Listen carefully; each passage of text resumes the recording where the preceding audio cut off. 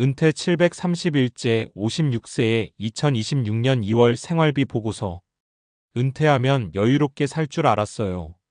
많은 사람들이 은퇴를 이렇게 상상합니다. 아침에 출근하지 않아도 되고 시간에 쫓기지 않으며 여행도 다니고 취미도 즐기면서 느긋하게 사는 삶 말이죠. 하지만 막상 은퇴를 해보면 가장 먼저 현실로 다가오는 질문이 하나 있습니다. 그래서 한 달에 얼마로 살 수 있을까? 은퇴 후 삶의 핵심은 사실 거창한 것이 아닙니다. 결국 매달의 생활비라는 아주 현실적인 문제로 돌아옵니다. 아무리 노후 자금이 많아도 매달 얼마가 나가고 어떤 항목에서 돈이 새는지 모르면 불안해집니다. 반대로 큰 자산이 없어도 생활 구조가 안정되면 생각보다 편안한 은퇴 생활이 가능합니다. 저도 어느덧 은퇴 731째, 정확히 2년이 지났습니다. 올해 56세, 아직 국민연금을 받기까지는 시간이 남아있고 그렇다고 완전히 일을 그만둔 것도 아닙니다. 그래서 더더욱 생활비 관리가 중요한 시기입니다. 그래서 이번 글에서는 2026년 2월 실제 생활비를 기준으로 은퇴 후 삶에서 돈이 어떻게 흘러가는지 그리고 무엇이 중요한지 솔직하게 이야기해 보려고 합니다. 숫자 이야기이기도 하지만 결국은 은퇴 후 삶을 어떻게 설계할 것인가에 대한 이야기입니다. 은퇴 후 생활비의 핵심은 소비 구조입니다. 많은 분들이 은퇴 준비를 이야기할 때 총 자산에 집중합니다. 노후 자금 5억이면 될까? 10억은 있어야 할까? 월 300만 원은 필요할까? 하지만 실제로 은퇴 생활을 해보면 느끼는 것이 있습니다. 총 자산보다 중요한 건 소비 구조다. 예를 들어 똑같이 월 300만 원을 쓰는 사람이라도 내용은 완전히 다릅니다. 어떤 사람은 대출 이자, 자동차 유지비, 외식, 각종 구독 서비스, 이런 것들이 쌓여서 300만 원이 나가고 어떤 사람은 관리비, 식비, 보험, 병원비 같은 기본 생활비 중심으로 300만 원이 나갑니다. 은퇴 후 안정감은 결국 고정비가 얼마나 단순하냐에서 나옵니다. 2026년 2월 생활비의 큰 구조. 제 기준으로 보면 한 달 생활비는 대략 이런 구조입니다.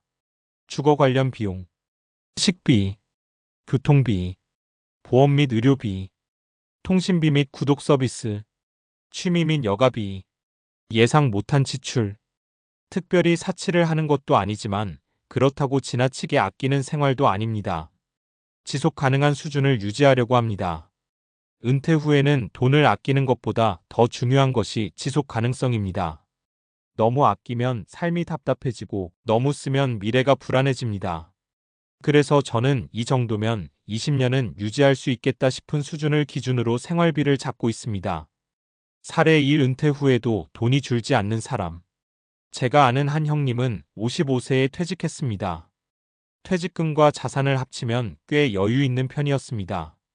문제는 생활 방식이 직장인 시절 그대로였다는 것입니다. 외식 주 45회, 자동차 2대 유지, 골프 월 45회, 각종 모임. 처음에는 괜찮았습니다. 퇴직금도 있었고 저축도 있었으니까요. 그런데 2년이 지나자 상황이 달라졌습니다. 수입은 거의 없는데 지출은 그대로니까 돈이 생각보다 빨리 줄어드는 것입니다. 그때부터 갑자기 소비를 줄이려니 삶의 만족도가 크게 떨어졌다고 합니다. 결국 그 형님이 한 말이 있습니다. 은퇴 전에 소비 구조부터 바꿨어야 했어. 이 이야기를 들으면서 느낀 것은 은퇴 준비는 돈보다 습관 준비가 더 중요하다는 것이었습니다. 사례 2 자산은 많지 않지만 안정적인 은퇴. 또 한 분은 자산이 많지 않습니다. 하지만 은퇴 후 삶이 굉장히 안정적입니다. 이유는 간단합니다. 생활비 구조가 아주 단순합니다. 집은 이미 대출 없음, 차 없음, 취미는 등산과 도서관, 외식 거의 없음. 대신 집밥 위주, 동네 생활, 걷기 운동, 공공시설 이용, 이렇게 생활합니다. 그래서 한 달 생활비가 생각보다 낮습니다. 그분이 늘 하는 말이 있습니다. 은퇴는 돈으로 버티는 게 아니라 구조로 버티는 거야. 이 말이 꽤 인상적이었습니다. 사례 3 은퇴 후에 오히려 삶이 풍요로워진 사람. 반대로 은퇴 후 삶이 더 좋아진 분도 있습니다. 그분의 특징은 지출의 방향이 바뀌었다는 것입니다. 직장 다닐 때는 스트레스 소비, 잦은 외식, 쇼핑, 자동차 같은 소비가 많았습니다. 그런데 은퇴 후에는 여행, 운동, 공부, 취미 쪽으로 돈을 쓰기 시작했습니다. 재미있는 것은 총 생활비는 오히려 줄었다는 점입니다. 이유는 간단합니다. 스트레스 소비가 사라졌기 때문입니다. 은퇴 후 삶에서 돈의 의미는 단순한 소비가 아니라 삶의 만족도와 연결됩니다. 은퇴 생활비에서 가장 중요한 세 가지. 은퇴 2년 차가 되면서 개인적으로 느끼는 것은 딱 세 가지입니다. 1. 고정비는 최대한 단순하게. 대출, 차량 유지비, 구독 서비스. 이런 것들이 많으면 은퇴 후 부담이 커집니다. 고정비가 단순하면 마음이 굉장히 편해집니다. 2. 취미는 돈 적게 드는 것으로. 은퇴 후 시간은 많습니다. 문제는 취미가 돈을 먹는 취미냐입니다.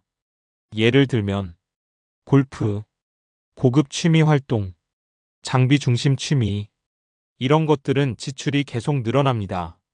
반면 걷기, 등산, 독서, 글쓰기, 공부 같은 취미는 시간은 많이 쓰지만 돈은 거의 들지 않습니다.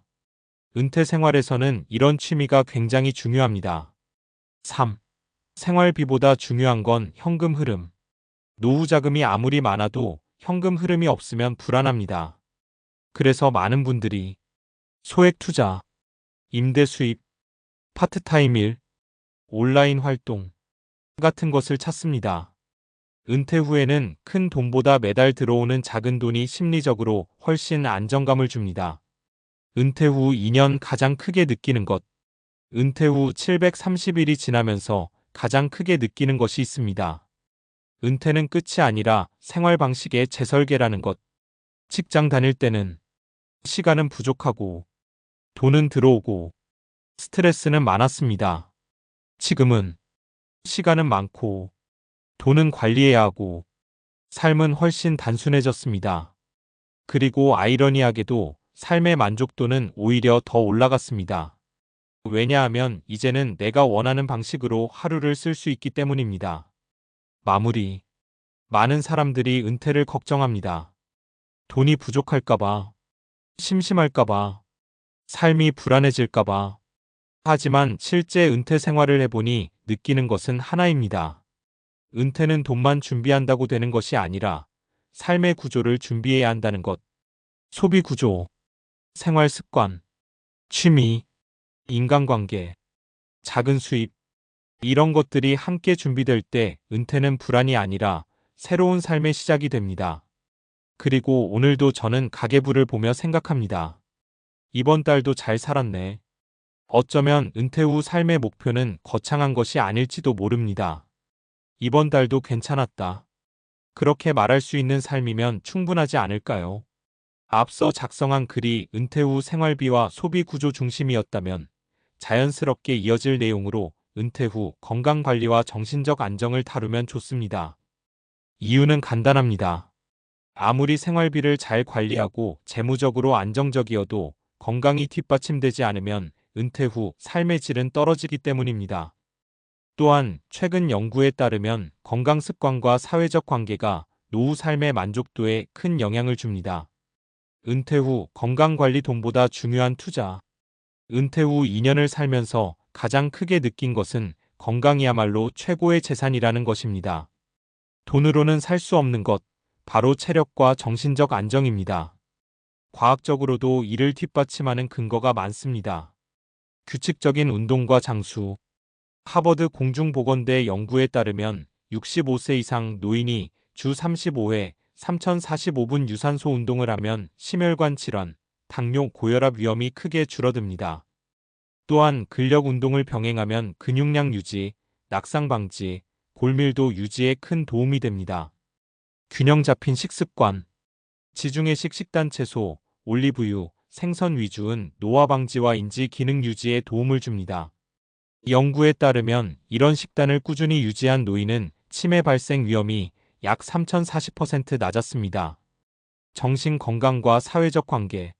미국 국립노화연구소 NIA의 보고서에 따르면 은퇴 후에도 사회적 활동과 취미, 봉사활동 참여는 우울증 예방과 뇌 건강 유지에 효과적입니다. 반대로 사회적 고립은 인지 기능 저하와 조기 사망 위험 증가와 관련이 있습니다. 사례 1. 운동을 생활화한 은퇴자. 제가 아는 한 분은 은퇴 후 매일 아침 1시간 걷기와 근력 운동을 습관화했습니다. 초기에는 체력이 떨어져 힘들었지만 6개월 후 혈압, 체중, 체지방률이 눈에 띄게 좋아졌습니다. 건강검진 결과도 안정적이었고 약을 복용해야 하는 질병도 거의 없었습니다. 그 결과 병원비 지출이 줄어 생활비 부담까지 완화되었습니다. 이 사례에서 알 수 있는 것은 건강관리가 곧 경제적 안정과 연결된다는 점입니다. 사례 2. 사회적 활동으로 정신건강 유지. 또 다른 분은 은퇴 후 지역 커뮤니티 봉사와 취미 모임에 참여했습니다. 처음에는 혼자 집에 있는 시간이 많아 우울감을 느꼈지만 모임 참여 후 정신적 안정과 활력이 증가했습니다. 뇌 건강 측면에서도 새로운 활동과 사람과의 교류가 인지 기능 유지에 도움이 됩니다. 연구에 따르면 은퇴 후 하루 30분 이상 사회적 교류가 있는 사람은 인지 저하 속도가 현저히 느립니다. 사례 3. 건강과 재정 안정의 상관관계. 마지막으로 한 지인은 은퇴 후 건강을 소홀히 했다가 병원비로 고생한 사례입니다. 초기에는 건강검진과 운동을 등한시했는데 결국 심장질환과 당뇨 합병증으로 병원비 지출이 급증했습니다. 생활비 계획은 탄탄했지만 예상치 못한 의료비 때문에 재무 계획까지 흔들렸습니다. 이 사례는 명확히 보여줍니다. 은퇴 후 건강관리 장기적 재무 안정이라는 공식입니다. 실천 포인트 과학적으로 검증된 건강관리법. 주 35회 3060분 유산소 운동. 걷기, 자전거, 수영 등. 주 23회 근력 운동. 근육량 유지, 관절 보호. 균형 잡힌 식단. 지중해식, 채소경과 생선 위주. 충분한 수면과 스트레스 관리. 하루 7시간 이상 명상호흡법 추천. 사회적 활동. 모임, 봉사, 온라인 오프라인 커뮤니티 참여. 결론적으로 은퇴 후 삶에서 생활비 관리가 기반이라면 건강과 정신적 안정은 그 위에 올리는 가장 중요한 투자입니다. 재무적으로 아무리 계획적이어도 건강이 흔들리면 은퇴 생활의 만족도와 자유는 한순간에 무너질 수 있습니다. 즉, 은퇴 준비의 핵심은 돈과 건강 두 가지 균형입니다.